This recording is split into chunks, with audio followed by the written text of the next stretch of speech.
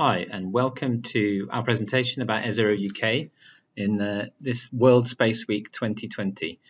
My name is Tom Lyons, and my colleague Rebecca will also be part of this presentation a bit later on. So this is the ESERO-UK team. There's me, and Becca is in the bottom right there. We also have Alex Brown, who manages ESERO-UK, and also Rachel Jackson, who's our primary specialist as well. So that's the team that we're based in New York at the National STEM Learning Centre. So what is ESERO-UK? Well, we do a number of different things. We have resources for teachers on our website.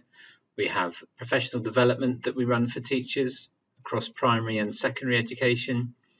We work with partners such as the UK Space Agency, and we also do a number of different competitions. There's a number of different ESERO offices across Europe, all run out of ESA Education, and we're funded by the European Space Agency and the UK Space Agency to use space as a context for teaching STEM subjects. So it's Space Week, so let's have a look at some different things you could do for Space Week. So particularly for primary teachers, we have a resource on our website called How to Plan and Run Your Own Space Week. So this will give you ideas across all different key stages of primary and different age groups. There's, for example, assemblies, ideas for assemblies that you can do, a kind of plan for the whole week, linking into different resources that we have for different key stages, and example timetables in there. So this is something that you could run not just during World Space Week, but any time of the year that fits in with what you want to do. We also have professional development that we run for teachers. You can join these courses for free, and you don't have to be a teacher to join in with them. And the other one that we've got that's just started as well is primary science human space flight. So that's linking into astronauts and all the kind of ideas around gravity and misconceptions it deals with as well. So worth taking a look at those, particularly if you're a primary teacher. They run over 3 weeks, and you can have a go at them at any time during the time that they're open. Just to give you an idea of one of the things that, misconceptions around human space flight. This is something that comes into the course. So Samantha is an astronaut floating on board the ISS, and she's experiencing weightlessness. So this is a bit of a concept cartoon. Rachel thinks this is the case. She's floating because she's outside the Earth's atmosphere. Tom thinks it's because Sam is far away from the Earth, outside of Earth's gravity. And Alex thinks that Sam and the space station are both falling, but they're going so fast around the Earth that they will never touch the ground. So it's this kind of ideas to look at misconceptions with that, and the correct one in that is Alex, if you haven't spotted it. But we also look at other activities across the different STEM subjects in that CPD. And there's just a shot of me since we're talking about the space station. The Soyuz goes up to the space station. So this is me in a mock-up of a Soyuz launcher, and you can see it's quite squashed inside, but I'm just about the right height for that. Yeah, not too tall, so I can fit in. So we also have space careers that you can look at on our website. We've got a number of different career profiles, and so I'll just give you an example. I'll show you an example of one of those in a minute, but this is just a screenshot of a few of them. I think we have, something like 15, 16 of those on there from across the different ranges within space. So just to show you, you don't have to be a genius to work in space. There's various different levels that you can go in at, and we've got different types of jobs in there, including space lawyers, and we've obviously got those two apprentices there, Matt and Ellie. So it's worth having a look at some of those, and I'll just show Abby Hutty's one as part of this. Abby works at Airbus Defence and Space in Stevenage, and she's closely involved in the Mars rover that's going to be sent to the surface of Mars in 2022. So let's just hear about something about this from Abby. I'm Abby Hutton and I design and organise the build of things that are going into space. I work for Airbus Defence and Space in Stevenage, and my official job title is Delivery Manager, which means I'm in charge of organising all of the parts coming in to build a Mars rover. Once we have everything ready for the rover, then it gets launched into space. My job involves a lot of teamwork and a lot of problem solving and creativity. No 2 days are ever the same. When I was doing my GCSEs, I didn't know that you could work in the space industry in the UK, but I actually saw a mission called Beagle 2 in the news, and that was about a Mars probe built by British engineers and scientists. And I thought, wow, if being an engineer means that you can work on Mars missions right here in the UK, then perhaps I want to be an engineer. I heard that British engineers and scientists were building this Mars probe, and I thought, wow, perhaps engineering is for me. So I looked into it and I decided that a mechanical engineering degree course was the way that I wanted to go. Are you really creative? Can you work in a team, and do you have great communication skills? If so, a job at Airbus could be for you. A lot of my job is about problem solving. So to give you a chance to try that, I'm going to set you a challenge to put your problem solving skills to the test. So, our Mars rover is designed to avoid big rocks. Can you draw a grid and put some rocks on it, and then write a code so that your rover can go from the top to the bottom without hitting any of those rocks? Mars is so far away that it can take up to 24 minutes for a signal to get there, and the same for it to come back again. So that we can drive around for the most amount of time safely without getting stuck or damaged, we need to make decisions about what the rover will be doing autonomously. Can you work in a group and come up with all of the different sensor technology that you would like to use and all of the different ways that you'd like to make your rover autonomous so that it can drive around safely by itself on Mars?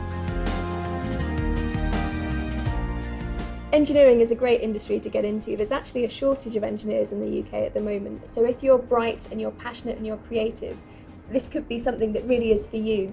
We could be looking for someone like you who's going to be excited and dynamic and bring those ideas and fresh perspectives to keep our industry growing. One of my favourite things about working in this industry is you get to work right at the cutting edge of technology, solving problems that nobody has solved before. There's no 2 days the same in my job, but most days I have to talk to big teams of experts, and we talk about the challenges that we're facing and come up with different design solutions for how we're going to overcome those different challenges. There are loads of things I love about working in the space industry. I get to work right at the cutting edge of technology, solving problems that nobody's ever solved before. I get to work with really diverse teams who are really enthusiastic about their job, all kind of pushing together to get a spacecraft into space. And also I get to go down to our clean rooms, which is where the hardware is actually built, and see these things that were once just an idea in my head that I've sketched out and developed with my team, knowing that they're built into real life and that one day they're going to be on another planet.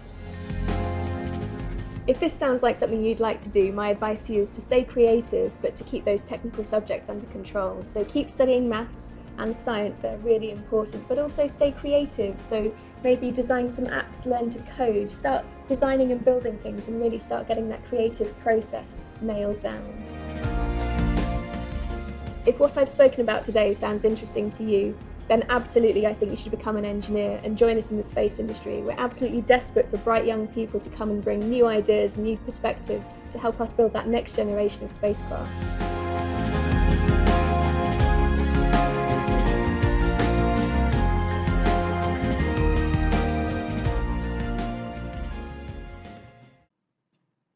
So there's a number of different education resources that we have linked into the Mars mission that Abby was talking about.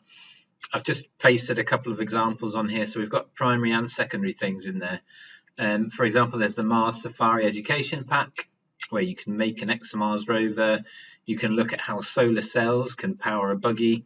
You can find out all about the PanCam Pathfinder, which is the camera on top of the ExoMars rover, and look at possibilities of life on Mars. And there's other primary activities you can engage with, and also things at secondary. So you can see there we've got some equations about parachuting down to the surface of Mars.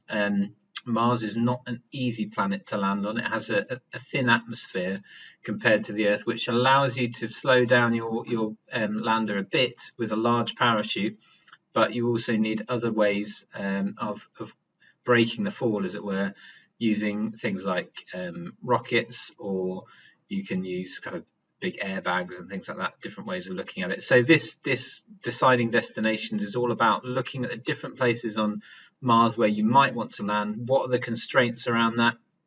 You can't land on ground that's too high up because you need more atmosphere to go through to slow down. So there's different things like that, and you want to look at the best place for the science that you need to perform when you get there. Another thing for primary, we've produced 53 resources about ExoMars, which are on the Astropai website, which is a Wellcome Trust website. You can get free access to that as well. And there's a number of different activities on there that link into lots of different areas. But just to give you an idea, one thing is you could look at a video from ESA about the flexible wheels. So that is the ExoMars rover again. And you need to think about how is it different from a car tyre? How fast might the rover go? How can it move along? Who's driving it? Is it driving itself? How does it know where it's going? So there's ideas about thinking about autonomy of rovers and how they can move by themselves in there. That also links into a new set of resources we've got coming in called Mars Challenge. This is a set of teaching resources for computing, and it's at upper primary and lower secondary, Key Stage 2 and 3, that looks at unplugged computing resources. So that's computing things that you can do without having to have a computer or access to the internet, things like that. So it's more about the thought processes involved in computing and, pretending that you're a rover moving around on the surface and writing instructions for you to move around and that kind of thing. And they're all kind of linked into essential skills as well. So what kind of skills are the students using when they think about designing the rover and getting it to write instructions to move around on the surface? So there's a whole set of those that will be released on the website. There should be one or two there now that you can access. So another thing that we do beyond resources and the professional development that we do, we have something called the Space Education Quality Mark, and this recognises schools that have done a lot of work around using space in the curriculum and beyond. And there's 3 different levels to that: bronze, silver and gold that you can get. So you can get to that through our website. You register, plan what you want to do, and submit an action plan to us, and basically this is all free as well. You build up a portfolio over the year of the different areas that you might look at, which I'll show you in a minute, and then submit your evidence, and that gets externally evaluated, and you can be sent your award for your school. So just to give you an idea of some of the things that people send in, so this is from a number of different entries I've put in here. So there's different areas that you need to look at, things like students and learning. Here we can see a Key Stage 4 example of how they've incorporated space into the STEM curriculum. There's a primary example there of Space Week. So looking at across different areas, different subjects, how they engage with the community. We're looking at another one there about enriching the curriculum at Year 5. Things like getting the moon rocks in, Borrow the Moon, which is from research councils. You can Google that, and you can get tiny bits of moon that you can look at, and meteorites.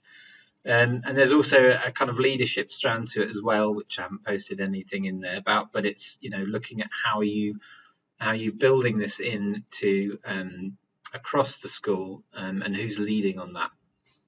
So as I said, 3 different levels to that, and you can apply at any time through the website and get your plaque, which does cost a little bit, but other than that it's completely free.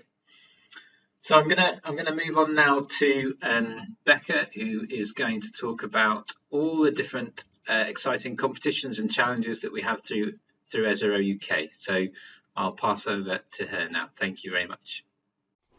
Hello everyone, I'm Becca from ESERO-UK, and I'm going to spend the next 10 minutes or so talking to you about 5 space-themed education challenges and competitions that you and your school can get involved with. And these challenges and competitions are Mission X, the Moon Camp Challenge, Astropai, Cancer and Climate Detectives. So the first one is Mission X, It's an international educational challenge focusing on fitness and nutrition that encourages students to train like an astronaut.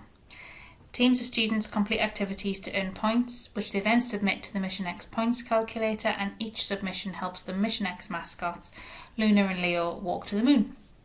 There are 2 sets of hands-on classroom activities to support the challenge.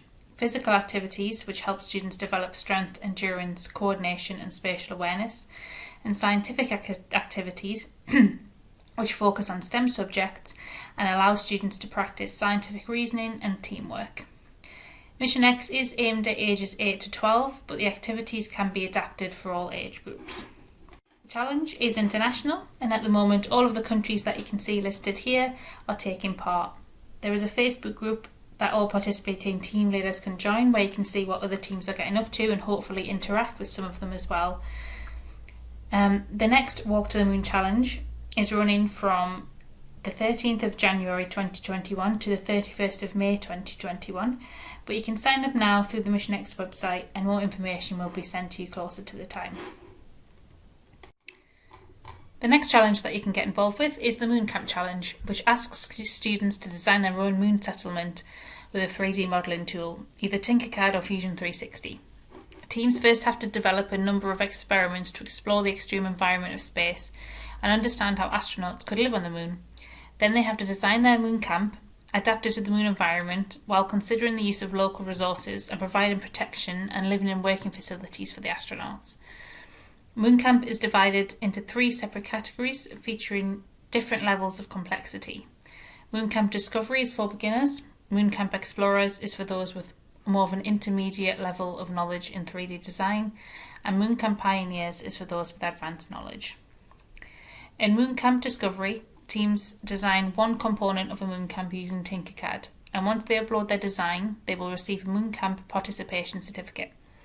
Teams can choose to either design a lunar lander, a lunar orbital space station, a lunar rover, a moon base, or a rocket. This category is aimed at students up to 19 years old, but is recommended for ages 6 to 14 years old. Moon Camp Explorers is aimed at ages up to including 14 years old. Using Tinkercad, teams design the complete moon camp and submit their report to an expert jury. And they will be competing for the Moon Camp Explorers prize for best project, which is usually a 3D printer for the school. Moon Camp Pioneers is for 15 to 19 years old, and teams are asked to design the complete moon camp using Fusion 360. There's also a prize of a 3D printer for the winners of this category. To find out more about the Moon Camp Challenge, you can visit the Moon Camp Challenge website, where there's a wealth of resources and information, including tutorial videos on how to use Tinkercad and Fusion 360, interviews with moon experts, and designs from previous years to look at for inspiration, and much more. The next challenge is called Climate Detectives, a project for students aged between 8 and 15 years old. Students are challenged to make a difference in understanding and protecting the Earth's climate by observing their local environment and identifying a climate problem that they can then go on to investigate as climate detectives. The students can use available Earth observation data from satellites, or they can take measurements on the ground themselves. Based on their investigation, teams will then propose a way to help monitor or reduce the problem, and all participating teams will share the research findings on the Climate Detectives website. There are 3 phases to the challenge. 1 is to identify a climate problem, 2 is to investigate the problem, and 3 is to share the results and make a difference. And at key phases of the project, the teams will have the chance to speak to scientists and experts in the field of Earth observation and climate for support and advice about their project. If you'd like to find out more, please visit the Climate Detectives website, where you can find guidance on how to run the challenge, tutorials on how to use the Earth observation browser, and past examples of student investigations. Usually there is a prize for Climate Detectives, with the best projects having the opportunity to visit ESRIN, which is ESA's Centre for Earth Observation in Italy, but due to the current COVID-19 situation, this probably won't be possible next year, and a different prize is likely to be announced soon. The next competition that you can get involved with is CanSat. The CanSat competition provides students with the opportunity to have practical experience working on a small-scale space project and is aimed at students over the age of 14. So this is only aimed at secondary students. So what is a CANSAT? A CANSAT is a simulation of a real satellite that the students are asked to build. There are three main challenges for the students. Number one is to fit all the major subsystems found in a satellite, including power, sensors, communications, into the volume and shape of a soft drinks can. Number two is to provide a parachute to ensure that the can survives the landing after it's launched. And number three is to carry out scientific experiments and transmit in-flight data to an Earth-based computer during the launch of the CANSAT. The competition is split into 5 phases. At the moment, we're in phase 1, taking applications for the competition. The deadline to apply for this year is the 9th of October, but if there is any interest after this presentation and you would really like to put forward a team, please do just get in touch and we can extend the deadline for you. The second phase is teacher training, and we have online CPD planned in November for participating teachers. The third phase is the team actually constructing the CANSATs and completing progress reports that they return to us for judging. There is a basic CANSAT kit that we can provide to teams if they would like to use it, but there is no obligation to use this kit. The fourth phase is the regional launches, which are always a highlight of the competition. Teams get the opportunity to launch their CANSATs by small rocket up to a peak altitude of between 900 and 1400 foot. The regional launches are not competitive and every team is encouraged to attend a launch even if the CANSAT is not completely finished. They are not used to choose teams for the national final launch. They are more of an opportunity for all teams to have a go at launching their CANSATs. And finally, in phase 5, we have a national final launch at the National STEM Learning Centre in York. Teams will be chosen to attend the national final launch based on their progress reporting, with usually around 10 teams being selected to attend this event. The winner of the national final can then go on to compete in the European final with all of the other winners from across Europe. And last, but certainly not least, is Astropai. Astropai gives young people a chance to run their computer programs in space on Raspberry Pi computers aboard the International Space Station. There are 2 levels of the challenge: Mission 0 for beginners with no programming knowledge, and Mission Space Lab for those who want something more challenging. For Mission 0, students are asked to write a simple Python program using free online tools, and as long as it doesn't contain any errors, it is guaranteed to run on the International Space Station. And the team will receive a certificate showing the location of the ISS when the program is run. This level is suitable for students up to the age of 14. Mission Space Lab is aimed at students up to the age of 19. These students are asked to design an experiment to run on an Astropai computer on the ISS. The idea will need to fit one of 2 themes: either life in space, investigating life on board the Columbus module of the ISS, or life on Earth, investigating life on the Earth's surface.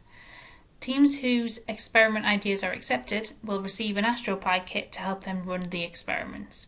The experiment will be tested on Earth to make sure that it is viable, and then the best experiments will be deployed to run for 2 orbits of the Earth on the ISS. Teams will then receive their experimental data from the ISS to analyse and write final reports. The 10 best reports are selected as the winners. To find out more, please visit the Astropai website, the address of which you can see on this slide. So that is a brief overview of the 5 ESA educational challenges and competitions that you and your school can take part in each year. If you have any questions about them or about anything else about ESERO-UK that my colleague Tom has discussed, please feel free to drop us an email to the addresses that you can see on the screen. Also, please do follow us on Facebook and Twitter. We try our best to post about everything that ESERO-UK offers, updates on the challenges, CPD opportunities, new resources, and much more on our social media platforms, so it's a good way to keep up to date. And that's it from us. On behalf of Tom and myself, thank you very much for listening, and we hope that we've inspired you to add a little bit of space to your teaching. Thank you. Goodbye.